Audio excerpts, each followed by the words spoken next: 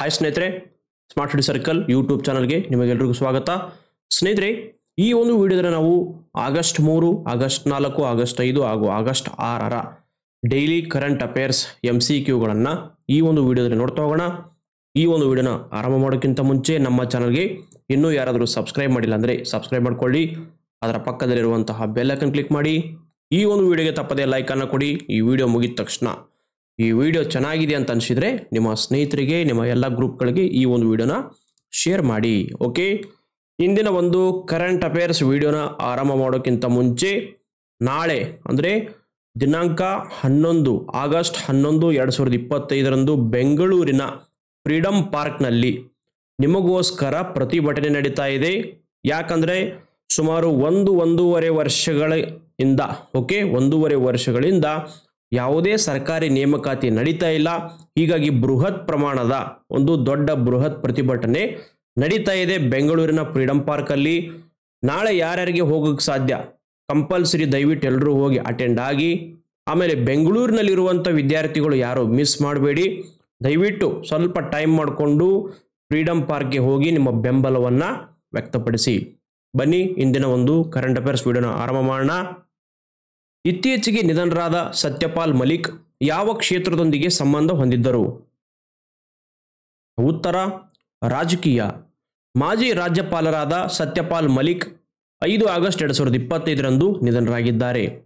ಜಮ್ಮು ಕಾಶ್ಮೀರ, ಬಿಹಾರ, ಗೋವಾ, ಒಡಿಶಾ ಮತ್ತು ಮೇಘಾಲಯದಂತಹ ರಾಜ್ಯಗಳಲ್ಲಿ ಇವರು ರಾಜ್ಯಪಾಲರಾಗಿ ಸೇವೆ ಸಲ್ಲಿಸಿದ್ರು. ಉತ್ತರ ಪ್ರದೇಶದ ಬಾಗಪತ್ ಮೂಲದವರಾದ ಮಲಿಕ್ ಜಾಟ್ ಸಮುದಾಯಕ್ಕೆ ಸೇರಿದ್ರು. ಜಮ್ಮು ಮತ್ತು ಕಾಶ್ಮೀರದ ರಾಜ್ಯಪಾಲರಾಗಿದ್ದಂತಹ ಸಂದರ್ಭದಲ್ಲಿ 5 ಆಗಸ್ಟ್ 2019ರಂದು ಆರ್ಟಿಕಲ್ 370 370ನೇ ವಿಧಿಯನ್ನು ರದ್ದುಗೊಳಿಸುವ ಮಹತ್ವದ ನಿರ್ಧಾರವನ್ನು ಅವರು ಮೇಲ್ವಿಚಾರಣೆ ಮಾಡಿದ್ದರು. ಬಾಸೋಹ್ಲಿ ಉತ್ಸವವನ್ನು ಯಾವ ರಾಜ್ಯ ಅಥವಾ ಕೇಂದ್ರಾಡಳಿತ ಪ್ರದೇಶದಲ್ಲಿ ಆಚರಿಸಲಾಗುತ್ತದೆ? ಉತ್ತರ ಜಮ್ಮು ಮತ್ತು ಕಾಶ್ಮೀರ. ಜಮ್ಮು ಮತ್ತು ಕಾಶ್ಮೀರದ ಲೆಫ್ಟಿನೆಂಟ್ ಗವರ್ನರ್ ಮನೋಜ್ ಸಿನ್ಹಾ ಮುಂಬರುವಂತಹ ಬಾಸೋಹ್ಲಿ ಉತ್ಸವದ ಒಂದು ಟೀಸರ್ ಮತ್ತು ಕರಪತ್ರವನ್ನು ಬಿಡುಗಡೆ ಮಾಡಿದ್ದಾರೆ. ಈ 5 ದಿನಗಳ ಉತ್ಸವ 2025ರ ಸೆಪ್ಟೆಂಬರ್ 28ರಿಂದ ಅಕ್ಟೋಬರ್ 2ರವರೆಗೆ ಜಮ್ಮು ಕಾಶ್ಮೀರದ ಕಥುವಾ ಗಡಿ ಜಿಲ್ಲೆಯಲ್ಲಿ ನಡೆಯಲಿದೆ. 2023ರಲ್ಲಿ ಭೌಗೋಳಿಕ ಸೂಚಕ ಅಥವಾ ಜಿಯೋಗ್ರಫಿಕಲ್ ಇಂಡಿಕೇಶನ್ ಟ್ಯಾಗ್ ಪಡೆದಿರುವಂತಹ ಬಾಸೋಹ್ಲಿ ಚಿತ್ರಕಲೆಗೆ ಕಥುವಾದ ಬೆಟ್ಟ ಪ್ರದೇಶದ ಬಾಸೋಹ್ಲಿ ಪಟ್ಟಣದ ಹೆಸರುವಾಸಿಯಾಗಿದೆ. ಇಂದಿರಾ ಗಾಂಧಿ ರಾಷ್ಟ್ರೀಯ ಕಲಾ ಕೇಂದ್ರ ಅಥವಾ IGNCA ಮತ್ತು ವಿಶ್ವಸ್ಥಲಿ ಸಂಸ್ಥೆ ಜಂಟಿಯಾಗಿ ಈ ಕಾರ್ಯಕ್ರಮವನ್ನು ಆಯೋಜನೆ ಮಾಡಿವೆ. ಈ 3ನೇ ಆವೃತ್ತಿಯು ರಾಮಾಯಣದ ಸಂಪ್ರದಾಯಗಳ ಮೇಲೆ ಕೇಂದ್ರೀಕೃತವಾಗಿದ್ದು, ಇದರಲ್ಲಿ ಅದಕ್ಕೆ ಸಂಬಂಧಿಸಿರುವಂತಹ ಪ್ರದರ್ಶನಗಳು, ಕಿರುಪುಸ್ತಕಗಳು, ಜಾನಪದ ಕಲೆಗಳು ಮತ್ತು ಸಾಂಸ್ಕೃತಿಕ ಸ್ಪರ್ಧೆಗಳು ನಡೆಯಲಿವೆ. ಬಾಲ ನ್ಯಾಯ ಕಾಯ್ದೆ 2015ರ ಅಡಿಯಲ್ಲಿ ಸಂಕೇತ ಭಾಷಾ ವ್ಯಾಖ್ಯಾನಕಾರರು, ಅನುವಾದಕಾರರು ಮತ್ತು ವಿಶೇಷ ಶಿಕ್ಷಕರನ್ನು ಪಟ್ಟಿ ಮಾಡಿರುವಂತಹ ಭಾರತದ ಮೊದಲ ರಾಜ್ಯ ಯಾವುದು? ಉತ್ತರ ಪಂಜಾಬ್ ರಾಜ್ಯ. ಪಂಜಾಬ್ ರಾಜ್ಯವು 2015ರ ಬಾಲ ನ್ಯಾಯ ಅಥವಾ JJ ಕಾಯ್ದೆ ಅಡಿಯಲ್ಲಿ ಸಂಕೇತ ಭಾಷಾ ವ್ಯಾಖ್ಯಾನಕಾರರು, ಅನುವಾದಕರು ಮತ್ತು ವಿಶೇಷ ಶಿಕ್ಷಕರನ್ನು ನೇಮಿಸಿರುವಂತಹ ಭಾರತದ ಮೊದಲ ರಾಜ್ಯವಾಗಿದೆ. ಶ್ರವಣ ಮತ್ತು ಮಾತಿನ ಸಮಸ್ಯೆ ಇರುವಂತಹ ಮಕ್ಕಳಿಗೆ ಸುಲಭ ಮತ್ತು ಸೂಕ್ಷ್ಮ ರೀತಿಯಲ್ಲಿ ನ್ಯಾಯ ಒದಗಿಸುವುದು ಇದರ ಮುಖ್ಯ ಉದ್ದೇಶವಾಗಿದೆ. ಈ ಯೋಜನೆಯ ಅಡಿಯಲ್ಲಿ ಪ್ರತಿ ಜಿಲ್ಲೆಗೆ ತಜ್ಞರನ್ನು ನೇಮಿಸಲಾಗುವುದು. ಇವರು ವಿಶೇಷ ಅಗತ್ಯಗಳಿರುವಂತಹ ಮಕ್ಕಳನ್ನು ಒಳಗೊಂಡ ದೈನಂದಿನ ಮತ್ತು ತುರ್ತು ಪ್ರಕರಣಗಳಲ್ಲಿ ಸಹಾಯ ಮಾಡ್ತಾರೆ ಮತ್ತು ಕಾನೂನು ನಿಬಂಧನೆಗಳ ಪ್ರಕಾರ ಅವರಿಗೆ ಸೂಕ್ತ ಪರಿಹಾರವನ್ನು ಒದಗಿಸ್ತಾರೆ. ಈ ಉಪಕ್ರಮವು ಲೈಂಗಿಕ ಅಪರಾಧಗಳಿಂದ ಮಕ್ಕಳ ರಕ್ಷಣೆ ಅಥವಾ ಪೋಕ್ಸೋ ಕಾಯ್ದೆ 2012ರ ಜೊತೆಗೆ ಹೊಂದಿಕೊಳ್ಳುತ್ತದೆ. ಮಣಿಪುರದಲ್ಲಿ ಅಸ್ಸಾಂ ರೈಫಲ್ಸ್ ಮತ್ತು ಭಾರತೀಯ ವಾಯುಪಡೆ ಇತ್ತೀಚೆಗೆ ನಡೆಸಿರುವಂತಹ ಜಂಟಿ ಮಾನವೀಯ ಪರಿಹಾರ ಕಾರ್ಯಾಚರಣೆಯ ಹೆಸರೇನು? ಉತ್ತರ ಆಪರೇಷನ್ ಸಹಯೋಗ್. ಅಸ್ಸಾಂ ರೈಫಲ್ಸ್ ಮತ್ತು ಭಾರತೀಯ ವಾಯುಪಡೆ ಮಣಿಪುರದಲ್ಲಿ ಆಪರೇಷನ್ ಸಹಯೋಗ್ ಎಂಬ ಜಂಟಿ ಪರಿಹಾರ ಕಾರ್ಯಾಚರಣೆಯನ್ನು ನಡೆಸಿವೆ. ಮಣಿಪುರದ ಚುರಾಚಂದ್ಪುರ ಜಿಲ್ಲೆಯ ಹೆಂಗ್ಲೆಪ್ ಉಪವಿಭಾಗದಲ್ಲಿ ರಾಷ್ಟ್ರೀಯ ಹೆದ್ದಾರಿ 2 ಅಂದರೆ NH2 ನಲ್ಲಿ ಉಂಟಾಗಿರುವಂತಹ ಭೂಕುಸಿತದಿಂದಾಗಿ ಜುಲೈ 17ರಿಂದ ಸಂಪರ್ಕ ಕಳೆದುಕೊಂಡಿದ್ದಂತಹ 18 ದೂರದ ಹಳ್ಳಿಗಳಿಗೆ ಈ ಕಾರ್ಯಾಚರಣೆಯ ಮೂಲಕ ನೆರವನ್ನು ನೀಡಲಾಯಿತು. ಈ ಕಾರ್ಯಾಚರಣೆಯಲ್ಲಿ IAF ವಿಮಾನಗಳ ಮೂಲಕ 6 ಟನ್ಗಳಿಗೂ ಹೆಚ್ಚು ಅಕ್ಕಿ, ಬೇಳೆಕಾಳುಗಳು ಮತ್ತು ಇತರೆ ಅಗತ್ಯ ವಸ್ತುಗಳನ್ನು ತಲುಪಿಸಲಾಗಿದೆ. ಅಸ್ಸಾಂ ರೈಫಲ್ಸ್ ಪಡೆಗಳು ಈ ವಸ್ತುಗಳನ್ನು ಗೊತ್ತುಪಡಿಸಿದ ಡ್ರಾಪ್ ಝೋನ್ಗಳ ಮೂಲಕ 1,500ಕ್ಕೂ ಹೆಚ್ಚು ಸಂತ್ರಸ್ತ ಗ್ರಾಮಸ್ಥರಿಗೆ ವಿತರಿಸಿದ್ದವೆ. ಈ ಕಾರ್ಯಾಚರಣೆಯು ಕಠಿಣ ಭೂಪ್ರದೇಶದಲ್ಲಿ ಸಿಲುಕಿರುವಂತಹ ಜನರಿಗೆ ಸಮಯಕ್ಕೆ ಸರಿಯಾಗಿ ಮಾನವೀಯ ನೆರವು ನೀಡುವ ಭಾರತದ ಬದ್ಧತೆಯನ್ನು ತೋರಿಸುತ್ತದೆ. ಖಡ್ಗಮೃಗ ಬೇಟೆಯನ್ನು ಎದುರಿಸಲು ರೈಜೋಟೋಪ್ ಯೋಜನೆಯನ್ನು ಯಾವ ದೇಶ ಪ್ರಾರಂಭಿಸಿದೆ? ಉತ್ತರ ದಕ್ಷಿಣ ಆಫ್ರಿಕಾ. ದಕ್ಷಿಣ ಆಫ್ರಿಕಾದ ವಿಟ್ವಾಟರ್ ಸ್ಟ್ರಾಂಡ್ ವಿಶ್ವವಿದ್ಯಾಲಯ ಖಡ್ಗಮೃಗಗಳ ಕೊಂಬುಗಳಿಗೆ ವಿಕಿರಣಶೀಲ ಐಸೋಟೋಪ್ಗಳನ್ನು ಚುಚ್ಚುವ ಮೂಲಕ ಬೇಟೆಯಾಡುವಿಕೆ ವಿರೋಧಿ ಅಭಿಯಾನವನ್ನು ಪ್ರಾರಂಭಿಸಿದೆ. ರೈಜೋಟೋಪ್ ಯೋಜನೆ ಎಂದು ಕರೆಯಲ್ಪಡುವಂತಹ ಈ ವಿಶಿಷ್ಟ ಉಪಕ್ರಮಕ್ಕೆ ಅಂತಾರಾಷ್ಟ್ರೀಯ ಪರಮಾಣು ಶಕ್ತಿ ಸಂಸ್ಥೆ ಬೆಂಬಲವನ್ನು ನೀಡಿದೆ. ಈ ಯೋಜನೆ ಅಡಿಯಲ್ಲಿ ದಕ್ಷಿಣ ಆಫ್ರಿಕಾದ ವಾಟರ್ಬರ್ಗ್ ಬಯೋಸ್ಪಿಯರ್ ರಿಸರ್ವ್ನಲ್ಲಿ 5 ಖಡ್ಗಮೃಗಗಳಿಗೆ ಪ್ರಾಯೋಗಿಕವಾಗಿ ವಿಕಿರಣಶೀಲ ಐಸೋಟೋಪ್ಗಳನ್ನು ಸುರಕ್ಷಿತವಾಗಿ ಚುಚ್ಚಲಾಗಿದೆ. ಈ ಐಸೋಟೋಪ್ಗಳು ಅಸ್ಥಿರ ಅಂಶಗಳಾಗಿದ್ದು ಅವು ಸ್ಥಿರವಾಗಿರಲು ವಿಕಿರಣವನ್ನು ಹೊರಸೂಸುತ್ತವೆ. ಈ ವಿಕಿರಣವನ್ನು ಸುಲಭವಾಗಿ ಪತ್ತೆ ಹಚ್ಚಬಹುದು. ಕಳೆದ ದಶಕದಲ್ಲಿ ದಕ್ಷಿಣ ಆಫ್ರಿಕಾ ಬೇಟೆ ಆಡುವಿಕೆಯಿಂದ 10,000ಕ್ಕೂ ಹೆಚ್ಚು ಖಡ್ಗಮೃಗಗಳನ್ನು ಕಳೆದುಕೊಂಡಿರುವುದರಿಂದ ಈ ಯೋಜನೆ ಮುಖ್ಯವಾಗಿದೆ.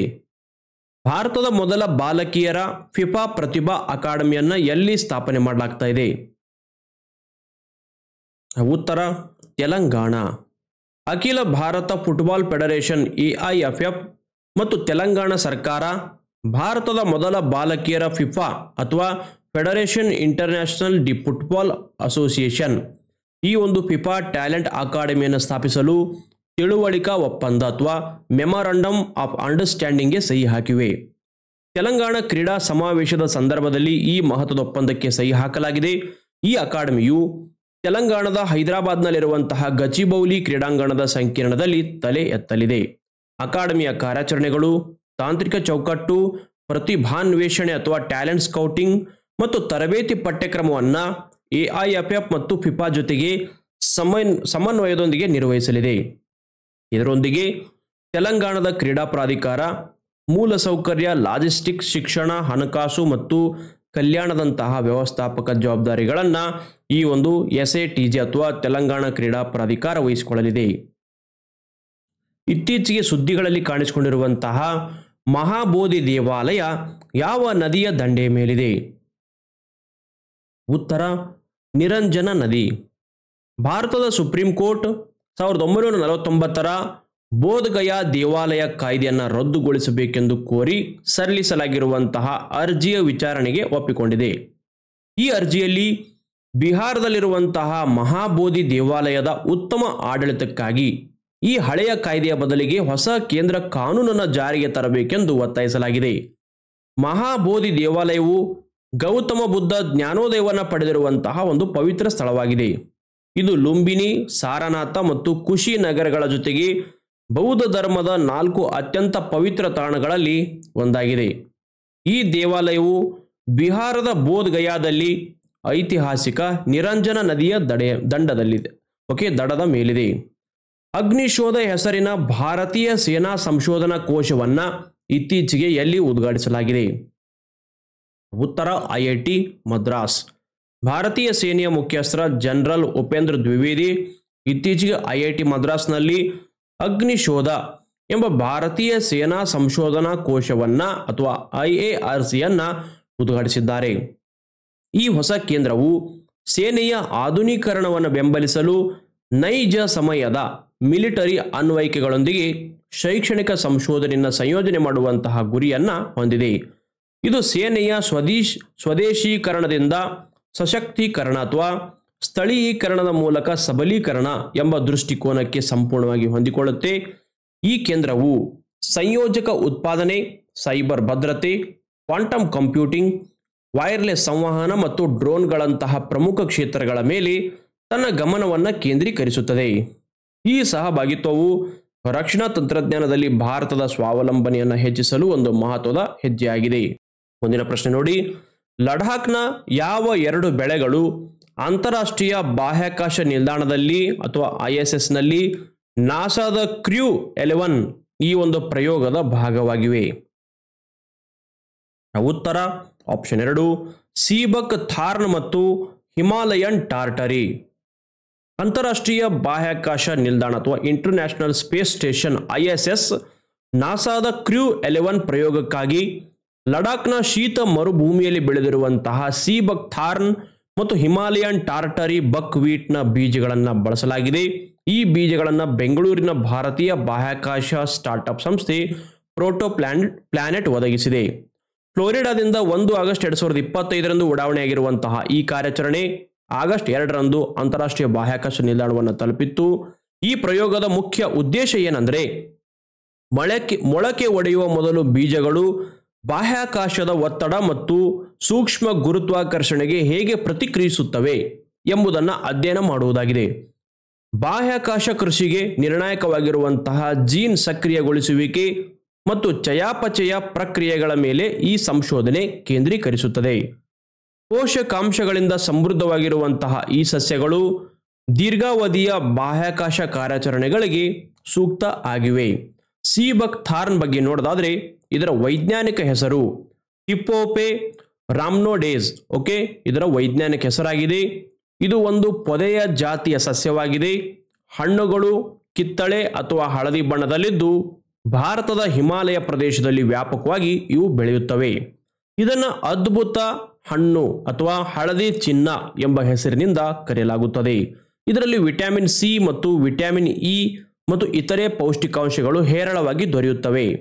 ಮುಂದೆ ರೋಗ ನಿರೋಧಕ ಶಕ್ತಿ ಹೆಚ್ಚಿಸಲು, ಚರ್ಮದ ಆರೋಗ್ಯ ಸುಧಾರಿಸಲು, ಗಾಯಗಳನ್ನು ಗುಣಪಡಿಸಲು ಸೀಬಕ್ ಥಾರ್ನ್ ಸಹಕಾರಿಯಾಗಿದೆ. ಇದರ ಎಣ್ಣೆ ಸೋರಿಯಾಸಿಸ್ ನಂತಹ ಚರ್ಮ ರೋಗಗಳಿಗೆ ಉಪಯುಕ್ತವಾಗಿದೆ. ಇದರ ಹಣ್ಣು, ಎಲೆ ಮತ್ತು ಬೀಜಗಳಿಂದ ಜ್ಯೂಸ್, ಎಣ್ಣೆ, ಜೆಲ್, ಔಷಧಿಗಳು ಮತ್ತು ಸೌಂದರ್ಯ ವರ್ಧಕಗಳಂತಹ ಒಂದು ಉತ್ಪನ್ನಗಳನ್ನು ತಯಾರು ಮಾಡಬಹುದು. ಇದರ ಬೇರುಗಳು ಮಣ್ಣನ್ನು ಸಂರಕ್ಷಿಸಿ ಸವೆತವನ್ನು ತಡೆಯುತ್ತವೆ. ಹಿಮಾಲಯದ ಸೂಕ್ಷ್ಮ ಪರಿಸರಕ್ಕೆ ಅನುಕೂಲಕರವಾಗಿದೆ. ಭಾರತೀಯ ಸೇನೆಯು ಹಿಮಾಲಯ ಪ್ರದೇಶದಲ್ಲಿ ಸೈನಿಕರ ಆರೋಗ್ಯ ಕಾಪಾಡಲು ಸೀಬಕ್ ಥಾರ್ನ್ ಉತ್ಪನ್ನಗಳನ್ನು ಬಳಸ್ತಾ ಇದೆ. ಭಾರತ ಸರ್ಕಾರವು ಸೀಬಕ್ ಥಾರ್ನ್ ಬೆಳೆಗಾರರಿಗೆ ಪ್ರೋತ್ಸಾಹ ನೀಡಲು ಯೋಜನೆಗಳನ್ನು ಜಾರಿಗೆ ತರ್ತಾ ಇದೆ. ಮುಂದೆ ಹಿಮಾಲಯನ್ ಟಾರ್ಟರಿ ಬಕ್ವೀಟ್. ಇದರ ಒಂದು ವೈಜ್ಞಾನಿಕ ಹೆಸರು ಪೇಗೋಪೈರಮ್ ಟ್ಯಾಟಾರಿಕಮ್. ಓಕೆ, ಇದು ಒಂದು ಬಗೆಯ ಹುರುಳಿಯಾಗಿದ್ದು ಹಿಮಾಲಯ ಪರ್ವತ ಪ್ರದೇಶಗಳಲ್ಲಿ ಬೆಳೆಯುತ್ತೆ. ಸಾಮಾನ್ಯ ಹುರುಳಿಗಿಂತ ಇದು ಹೆಚ್ಚು ಪೌಷ್ಟಿಕಾಂಶ ಹೊಂದಿದೆ. ಇದರಲ್ಲಿರುವಂತಹ ಕ್ವೆರ್ಸೆಟಿನ್ ಮತ್ತು ರುಟಿನ್ ಎಂಬ ಫ್ಲೇವನಾಯ್ಡ್ಗಳು ಶಕ್ತಿಶಾಲಿ ಉತ್ಕರ್ಷಣ ನಿರೋಧಕ ಮತ್ತು ಪ್ರೋಟೀನ್ ಪ್ರಮಾಣ ಇದರಲ್ಲಿ ಹೆಚ್ಚಾಗಿರುತ್ತದೆ. ಇದರಿಂದ ಬ್ರೆಡ್, ನೂಡಲ್ಸ್ ಮತ್ತು ಗಂಜಿಯನ್ನು ತಯಾರಿಸಲಾಗುತ್ತೆ. ಮಧುಮೇಹ ಹಾಗೂ ಹೃದಯ ಸಂಬಂಧಿ ಕಾಯಿಲೆಗಳ ನಿಯಂತ್ರಣಕ್ಕೆ ಇದು ಸಹಕಾರಿಯಾಗಿದೆ. ಇದರಲ್ಲಿ ಔಷಧೀಯ ಗುಣಗಳು ಏನಿದೆ ನೋಡೋದಾದ್ರೆ ಉರಿಯೂತವನ್ನು ಕಡಿಮೆ ಮಾಡುತ್ತೆ ಇದು ಮತ್ತು ರೋಗ ನಿರೋಧಕ ಶಕ್ತಿಯನ್ನ ಈ ಒಂದು ಟಾರ್ಟರಿ ಬಕ್ವೀಟ್ ಹೆಚ್ಚಳ ಮಾಡುತ್ತೆ. ಈ ಬೆಳೆಗೆ ಕಡಿಮೆ ನೀರು ಹಾಗೂ ಕಡಿಮೆ ಫಲವತ್ತಾದ ಮಣ್ಣು ಸಾಕಾಗುತ್ತದೆ. ಜಾಗತಿಕ ಹವಾಮಾನ ಬದಲಾವಣೆಯ ಪಾರ್ಶ್ವಭೂಮಿಯಲ್ಲಿ ಭವಿಷ್ಯದ ಆಹಾರ ಭದ್ರತೆಗೆ ಈ ಬೆಳೆಯ ಮಹತ್ವ ಹೆಚ್ಚಾಗಿದೆ. ಭಾರತ ಸರ್ಕಾರ ಈ ಬೆಳೆಯ ಸಂರಕ್ಷಣೆ ಮತ್ತು ಉತ್ಪಾದನೆ ಹೆಚ್ಚಿಸಲು ಕ್ರಮವನ್ನು ಕೈಗೊಂಡಿದೆ. ಮುಂದಿನ ಪ್ರಶ್ನೆ ನೋಡಿ, ಇಸ್ರೇಲ್ ಜೊತೆಗಿನ ಎಲ್ಲಾ ಶಸ್ತ್ರಾಸ್ತ್ರ ವ್ಯಾಪಾರವನ್ನು ನಿಷೇಧ ಮಾಡಿರುವಂತಹ ಮೊದಲ ಯುರೋಪಿಯನ್ ಒಕ್ಕೂಟ ದೇಶ ಯಾವುದು? ಉತ್ತರ ಸ್ಲೋವೇನಿಯಾ. ಗಾಜಾದಲ್ಲಿ ನಡೆಯುತ್ತಿರುವಂತಹ ಯುದ್ಧದ ಹಿನ್ನೆಲೆಯಲ್ಲಿ ಇಸ್ರೇಲ್ ಜೊತೆಗಿನ ಎಲ್ಲಾ ಶಸ್ತ್ರಾಸ್ತ್ರ ವ್ಯಾಪಾರವನ್ನು ನಿಷೇಧಿಸಿರುವಂತಹ ಮೊದಲ ಯುರೋಪಿಯನ್ ಒಕ್ಕೂಟದ ದೇಶ ಎಂಬ ಹೆಗ್ಗಳಿಕೆಗೆ ಸ್ಲೋವೇನಿಯಾ ಪಾತ್ರವಾಗಿದೆ. ಸಂಪುಟ ಸಭೆಯ ನಂತರ ಈ ನಿರ್ಧಾರವನ್ನು ಸ್ಲೋವೇನಿಯಾ ಪ್ರಧಾನಿ ರಾಬರ್ಟ್ ಗುಲೋಬ್ ಘೋಷಣೆ ಮಾಡಿದ್ದಾರೆ. ಯುರೋಪಿಯನ್ ಒಕ್ಕೂಟ ದೇಶಗಳಲ್ಲಿ ಆಂತರಿಕ ಭಿನ್ನಾಭಿಪ್ರಾಯಗಳು ಇರುವುದರಿಂದ ಈ ವಿಷಯದಲ್ಲಿ ಯಾವುದೇ ಜಂಟಿ ನಿರ್ಣಯಕ್ಕೆ ಬರಲು ಸಾಧ್ಯ ಆಗಿಲ್ಲ. ಆದ್ದರಿಂದ ಸ್ಲೋವೇನಿಯಾ ತನ್ನದೇ ಆದ ಸ್ವತಂತ್ರ ನಿರ್ಧಾರವನ್ನು ತೆಗೆದುಕೊಂಡಿದೆ. ಸ್ಲೋವೇನಿಯಾ ಈಗಾಗಲೇ ಅಕ್ಟೋಬರ್ 2023ರಿಂದ ಇಸ್ರೇಲ್ಗೆ ಯಾವುದೇ ಮಿಲಿಟರಿ ರಫ್ತು ಪರವಾನಗಿಗಳನ್ನು ನೀಡಿಲ್ಲ. ಈ ನಿಷೇಧವು ಮಾನವೀಯ ಬಿಕ್ಕಟ್ಟಿನ ಬಗ್ಗೆ ಸ್ಲೋವೇನಿಯಾದ ಆಳವಾದ ಕಳಕಳಿಯನ್ನ ಮತ್ತು ಗಾಜಾದಲ್ಲಿ ಶಾಂತಿ ಸ್ಥಾಪನೆಗೆ ಕರೆ ನೀಡುವ ಅದರ ನಿಲುವನ್ನು ಪ್ರತಿಬಿಂಬಿಸ್ತಾ ಇದೆ.